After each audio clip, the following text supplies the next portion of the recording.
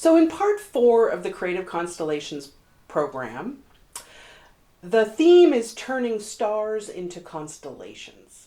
So if you think about what is a constellation in the astronomical sense, it is a collection of stars that human beings have drawn lines between and have told stories about. And so that's really the process that we undertake in part 4, which is to say we take your individual stars, your array of creativities, and we begin to really tell stories and make meaning of the ways in which those creativities work together.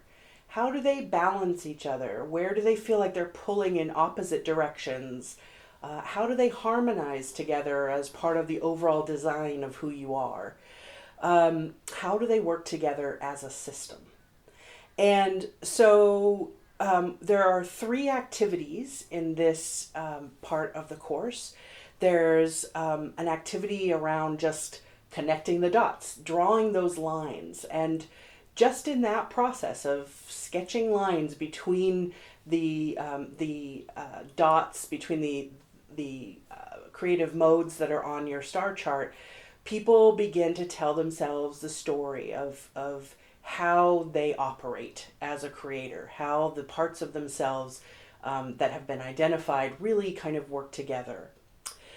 There's a second activity called Snapshots and Stories, which calls forward memories and stories of, and even some drawings of peak creative memories, times in your life when you really felt like you were fully alive, fully at sort of in creative flow.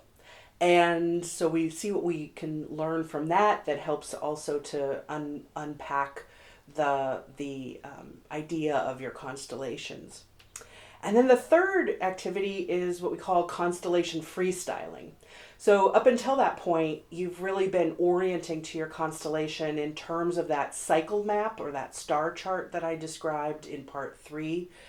And now we sort of leave behind all of the more abstract conceptual frameworks and models, and you just have a chance to clean sheet of paper, sketch your image of how your different creativities work together. Which ones are foundational? Which ones are occasional? How do you have one theme in your life and you use all of your creativities in service of pursuit of that theme? Or do you have multiple themes and different ones call for different creativities?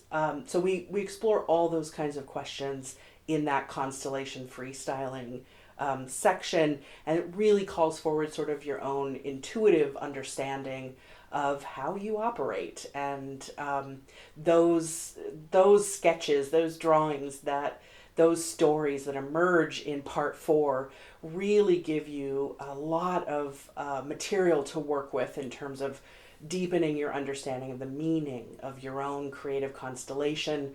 Or some people have multiple sub-constellations. So whichever it is for you, you'll have a story to tell about the creator that you are by the end of part 4. There's one more part to this program, and we'll talk about that in the next video.